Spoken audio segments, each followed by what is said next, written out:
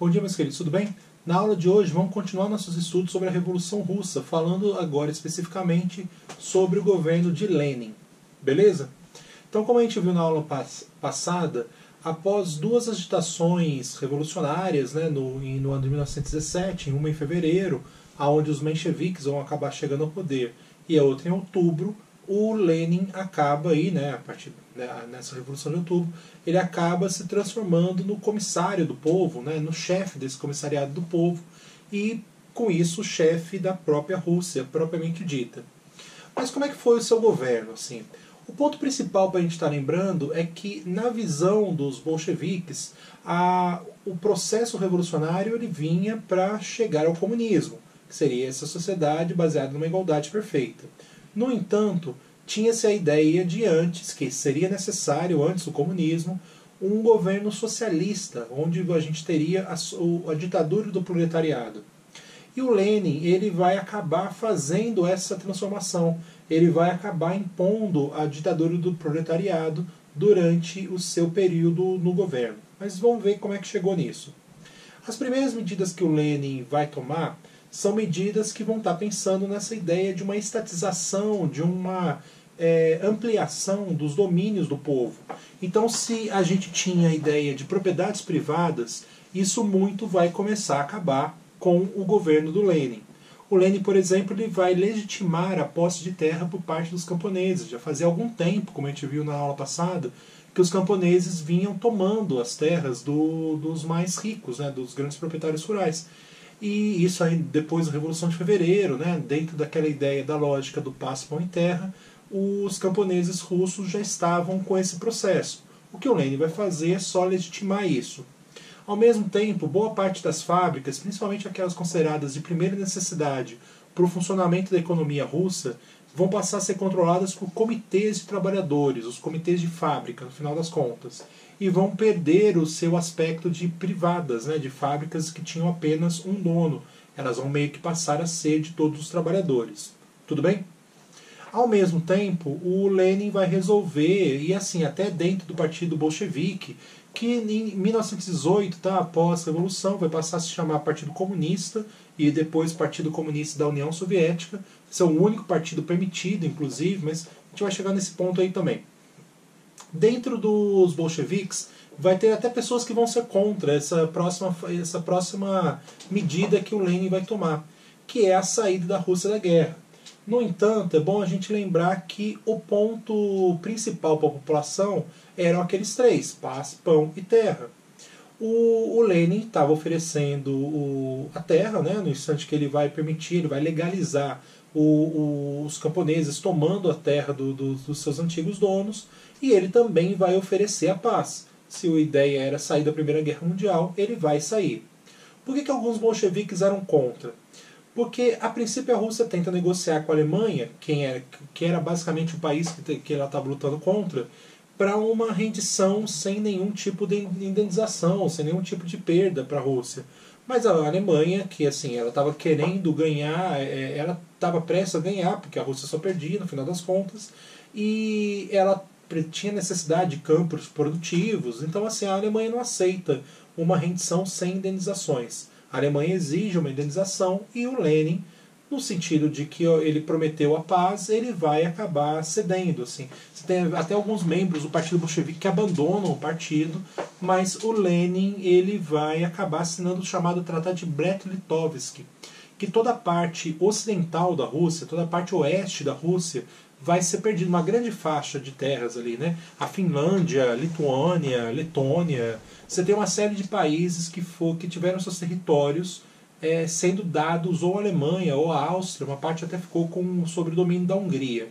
Tudo bem que no final da Primeira Guerra Mundial esses territórios ganharam as suas independências, e criaram aí os países, alguns deles aí que eu citei.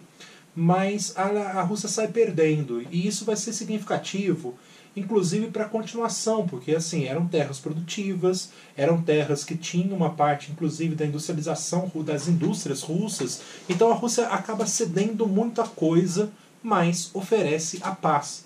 Então se o povo fez a revolução, participou, apoiou os bolcheviques na Revolução de Outubro, pedindo paz, pão e terra, o Lenin aqui já resolveu dois problemas. Teoricamente, ele ofereceu as terras para a população mais pobre e ele trouxe a paz. Ele saiu da Primeira Guerra Mundial. Faltava a questão do pão, mas aí a gente vai ver que vai ser um pouco mais complicado. Por quê? Em 1918, como a gente estudou nas aulas anteriores, acabou a Primeira Guerra Mundial. E uma coisa que tinha sobrando no mundo era armamento, eram soldados, muitos deles sem capacidade de conseguir um emprego, porque os países todos estavam muito quebrados. A gente vai, é o nosso próximo assunto, estudar a economia do pós-guerra, né? Mas soldados então sem emprego, treinados, né? Eles foram para a guerra, eles sabiam atirar, eles sabiam ser soldados, e eles estavam procurando emprego. Então você tem armamento, você tem soldados, e você tem um país que fez uma revolução dos trabalhadores. E que essa revolução, dentro das próprias ideias lá de Karl Marx, você tinha o conceito de você espalhar isso para todo mundo. Então nada impedia que os trabalhadores alemães, que os trabalhadores austríacos, ingleses, franceses fizessem revoluções. Logicamente esses países vão olhar com olhos meio torto para a Rússia e vão decidir intervir diretamente. Ao mesmo tempo que mais os bolcheviques tinham na Rússia eram inimigos. Você tinha os mencheviques, né, que em uma parte deles aí eram os burgueses, que estavam querendo capitalizar a Rússia no final das contas e não ir num caminho mais socialista como os bolcheviques estavam prevendo. Você tinha ainda o czar estava vivo, você tinha as tropas que eram leais ao czar, a nobreza. Então você tinha muitos opositores e você tinha um interesse externo, né, dos outros países para que a Revolução Russa acabasse. E isso basicamente só se junta. Os opositores à Revolução, eles vão criar o chamado Exército Branco, que vai ser um exército das tropas inimigas, né, das pessoas inimigas dos bolcheviques. Ele é um exército que tem todo o apoio externo, tá? Então, assim, os países vão dar armamentos, esses soldados que eu falei que estavam procurando emprego vão ser empregados como mercenários, ou muitas vezes até os países mesmo enviando tropas para ajudar o Exército Branco. No entanto, apesar de ser um exército até significativo, ele era muito heterogêneo. Então, assim, ele não tem uma unidade de comando. Tem um instante ali que eles começam a discutir quem que vai governar a Rússia. Depois eu vou falar daqui a pouco da morte do czar. Mas aí eles começam a discutir quem que vai governar a Rússia depois da vitória deles. Sendo que, assim, os bolcheviques vão estar se defendendo. E no final, aqui são 3 anos de batalha, já vou antecipar para vocês que os vermelhos, né, o exército dos bolcheviques, que vai conseguir a vitória. Mas muito assim, por uma incapacidade de comando, por uma incapacidade logística, tática do Exército Branco, que apesar de ter mais dinheiro, né, mais apoio, ele não consegue fazer com que essa sua vantagem acabe levando a uma vitória, mesmo depois de 3 anos de guerra. Agora, quando surge o Exército Branco, os bolcheviques vão organizar o exército deles, né, que no caso vai ser o Exército Vermelho, e que vai ser liderado por um dos maiores intelectuais dessa revolução. Assim, o Lenin, ele tem um trabalho bastante destacado, né, seus estudos e tudo mais, mas geralmente quando a gente vai pensar do lado intelectual dessa Revolução Russa, a gente pensa em Trotsky, que era também... O Trotsky até tem uma participação a princípio no partido, na parte menchevique do partido, né? Depois, quando se separa, ele vem para o partido bolchevique, mas ele era claramente um dos maiores intelectuais russos nesse sentido de intelectuais operários, né? De pensar no comunismo, né? Nesse ideal, nessa ideologia. E o Trotsky vai ser responsável de criar e comandar o Exército Vermelho. E o ponto principal dessa criação é a chamada adoção do comunismo de guerra.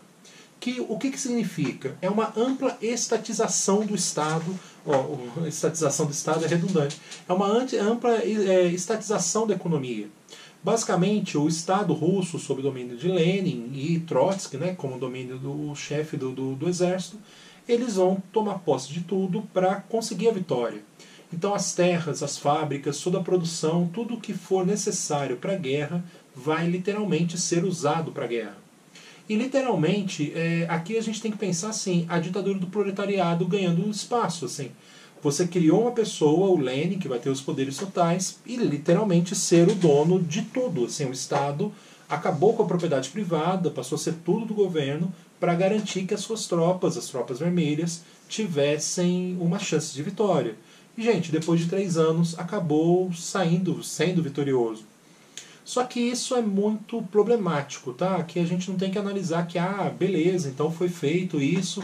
Primeiro, tudo muito baseado numa disciplina muito, ultra, super, mega, hiperblasta severa. Ao mesmo tempo que o Exército Vermelho combatia o Exército Branco, você tinha a criação de polícias políticas que tinham o objetivo de... Teve um terremoto aqui que o meu gato pulou em cima da mesa. Mas vamos lá. O que vai acontecer dentro desse aspecto? Você vai ter a criação de polícias políticas para manter a ordem do governo, para manter a ideia de que não se poderia criticar o que estava acontecendo. E muita gente vai ser presa por ter opiniões contrárias, por ser contra os bolcheviques, mesmo que não fizesse parte do Exército Branco. Assim. Mesmo internamente na Rússia, um comentário mal interpretado, um comentário mal feito em relação aos bolcheviques poderia causar uma prisão política. E dentro dessa prisão política poderia até ser mandado para campos de trabalhos forçados. A Rússia vai fazer isso, no caso, na Sibéria, que é uma região muito, super, ultra, mega, hiperblasta fria. Daquelas assim, no verão a temperatura é negativa. E as pessoas literalmente não querem ser mandadas para a Sibéria para trabalhar de forma forçada. Então, assim, não vai ser uma coisa minimamente agradável. É uma guerra e mesmo o governo russo vai fazer uma pressão muito grande para que a população russa aceitasse as ideias bolcheviques e tentasse levar a vitória. E aí é meio fácil vocês imaginarem que assim, por que os populares acabaram aceitando isso? Né? Era só eles simplesmente apoiarem os brancos. Mas aí que está um ponto importante. Os populares russos já tinham vivido no período czarista, já tinham vivido no governo dos brancos e viram que a situação não era boa.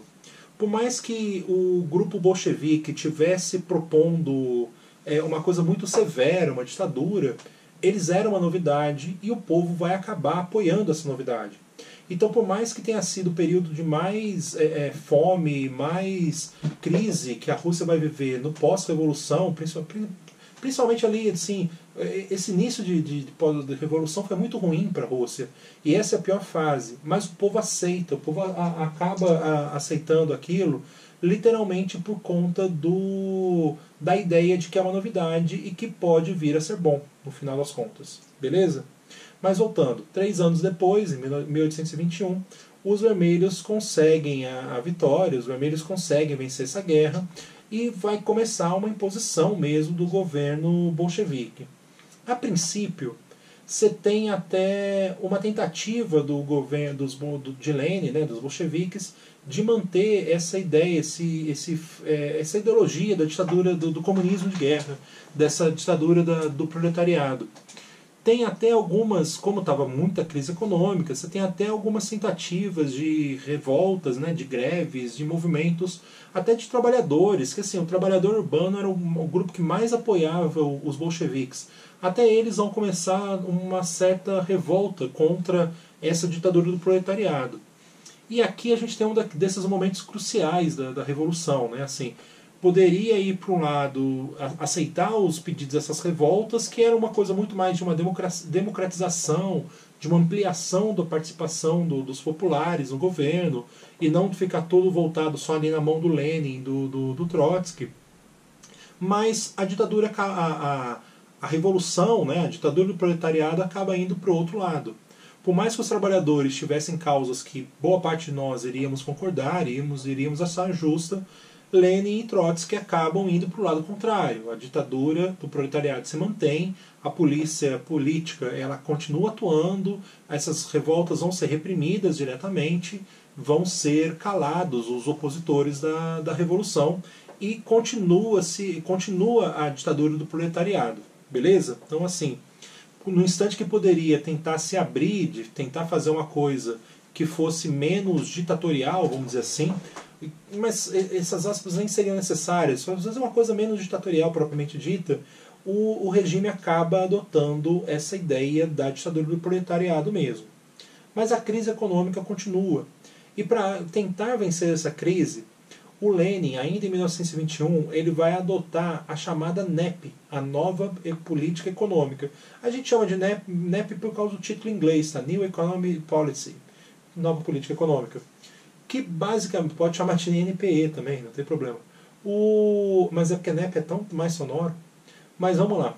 O que é a NEP? O que é a Nova Política Econômica? É uma ideia de adoções de medidas capitalistas dentro do comunismo, dentro do socialismo russo. Então, basicamente, por mais que os bolcheviques falassem que não era necessário fazer o capitalismo, o Lenin percebe que, olha, a crise econômica está muito severa, a gente precisa fazer alguma coisa. Então passa a ser permitido a propriedade privada em pequenas e médias propriedades rurais e pequenas e médias indústrias. Então, literalmente, uma pessoa que fosse abrir ali uma fábrica de roupas pequena, né, poderia. Toda a parte crucial para o funcionamento da economia, produção de energia, bancos, toda a parte que seja crucial propriamente dita para a economia vai continuar estatizada, vai continuar sob o controle direto do Estado russo. Extremamente burocrático, tá? Assim, tudo era decidido, tinha que passar pelos comitês de fábrica, tinha que chegava lá no Lenin para aceitar, assim, era tudo muito confuso, mas tudo isso o Estado ainda vai controlar, essa parte crucial, essa parte fundamental da economia, e ao mesmo tempo as coisas supérfluas, vamos dizer assim, elas vão poder ser feitas de modo privado. Então eu podia lá abrir minha fábrica de roupa e beleza, vender meus produtos. Ao mesmo tempo, no campo, os camponeses podiam contratar mão de obra assalariada, eles podiam alugar as terras, não só os camponeses, tá? Se tivesse algum nobre que sobrou aqui, vai ser difícil, porque os nobres fizeram parte do exército branco. Então, assim, e até as terras tinham sido divididas já no início do governo do Lenin. Então, assim, você vai ter uma capitalização mesmo da produção rural. Isso deu muito certo na produção rural. A produção rural russa, pós-revolução, se a gente for comparar com os dados pré-Primeira Guerra Mundial, em 1921, a produção de comida na Rússia era 50% do que foi em 1913. Então, assim, a Rússia produzia metade do que ela tinha produzido 8 anos antes. E, logicamente, a população, até morreram milhões na Guerra Civil, a população tinha decaído muito, a Primeira Guerra Mundial também morreu muita gente. Tem livros que falam que nesses 8 anos teriam morrido 40 milhões de pessoas. Assim, para vocês terem uma noção de como foi brutal esse início da Revolução, considerando também a Primeira Guerra Mundial. Agora, a NEP deu muito certo no campo. Literalmente, a produção rural ela cresceu significativamente. E a Rússia estava passando fome, a população, por causa do comunismo de guerra, por conta de uma falta de estrutura dos camponeses de fazer a produção rural a princípio, né? Eles não tinham tanta base para gerir as suas terras. Isso tudo vai dar uma melhorada muito grande dentro da nova política econômica. Até porque assim, você tem uma circulação de dinheiro. A Rússia vinha de uma grave crise econômica, porque assim, acabou o apoio externo, a Rússia tinha muita dívida por causa do período czarista, o czar gastava muito e esse dinheiro não era reposto. Então assim, a economia russa era muito quebrada. Mas aqui, a própria circulação de capital vai fazer com que dê uma melhorada, principalmente na parte rural. Assim. Até mesmo existia aqui a possibilidade de você vender, você tinha os mercados livres. Então o produtor rural, uma parte do que ele produzia, ele dava ao Estado, em espécie muitas vezes, tá? Para que o Estado fizesse uma distribuição dentro do princípio socialista mais justa, né? De dividir de modo igual para todos, e uma parte da produção era vendida nos mercados livres, e aí as pessoas podiam comprar, o governo até tabelava os preços, mas não era uma coisa a qual o dono da terra, né, esse pequeno proprietário, estivesse perdendo muito dinheiro, não. Tudo bem? Geralmente o tabelamento de preços é ruim para o burguês e para o produtor rural. Aqui a Rússia vai tentar fazer uma coisa um tanto quanto mais justa. A nível industrial, a NEP não deu muito certo, porque assim, não tinha muita gente com capacidade financeira de investir, era muito caro, é muito caro, não era, continua sendo. Você tem que comprar máquinas, você tem que empregar pessoas, contratar o local, e tudo isso faz com que a produção rural não ganhe tanto dentro da NEP. O Lenin tenta até fazer com que o capital externo pudesse ser investido, mas é um país que queria investir numa Rússia comunista, né? Que estava buscando o comunismo, uma Rússia aqui socialista.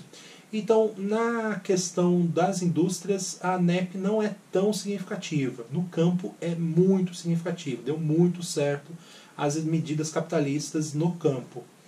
A indústria russa, no final das contas, só vai começar a crescer quando a gente tem já o governo do próximo comandante, né, o próximo ditador russo, que vai ser o Stalin. Mas isso aí vai ser o assunto da nossa próxima aula, beleza? 1922, falei certo, tem a criação da URSS. Se eu falei para vocês na primeira aula que existia uma disputa de nacionalidades dentro da Rússia, de pessoas que não se consideravam russas, o partido bolchevique, o Lenin, ele vai acabar decidindo que, olha, vocês podem buscar a liberdade de vocês. E nisso, alguns países vão surgir, vai surgir a Bielorrússia, chamada Belarus também, vai surgir a Ucrânia, e elas, apesar de esses países conseguirem essas independências, eles vão ser ainda vinculados diretamente à Rússia, agora com o nome de URSS, União das Repúblicas Socialistas Soviéticas. Ou seja, já vamos pegar uma Ucrânia da vida. Vai ser considerado um país independente, mas vai ter um governo ligado ao governo russo, ao governo bolchevique. Beleza? A URSS não é a Rússia. A URSS são todos esses países que adotavam as medidas socialistas soviéticas, né? Dentro dessa ideia de que os sovietes eram parte do governo russo. Tinham perdido muita força, né? Porque a gente está falando de uma ditadura, mas a URSS são esses conjuntos de países, União das Repúblicas, a Rússia é só um desses países. Beleza? É o principal, é aquele que vai dar o foco, né, vai ser o ponto ali básico, né, os outros países vão seguir o que a Rússia faz, mas são vários países aí. Tranquilo? Agora, para a gente terminar o nosso conteúdo, em 1924, já ainda no auge da NEP, tá, quando a NEP começou a dar mais certo mesmo, janeiro, o Lenin morre. O Lenin morre de um derrame, ele passa um tempo muito mal e começam disputas dentro do Partido Comunista, né, o ex-partido bolchevique, para saber quem vai substituí-lo, mas isso fica para a próxima aula. A substituição, né, para a próxima aula, sim, para as próximas aulas. Né, a próxima aula eu vou falar da economia pós-guerra, mas aí a gente vai chegar para falar sobre, e aí um grande spoiler, sobre o governo de Stalin, que é o cara que vai suceder ao Lenin. Beleza? Bom, qualquer dúvida, manda aí os sinais de fumaça virtuais, estou sempre às ordens. Abração para todos vocês e até a próxima.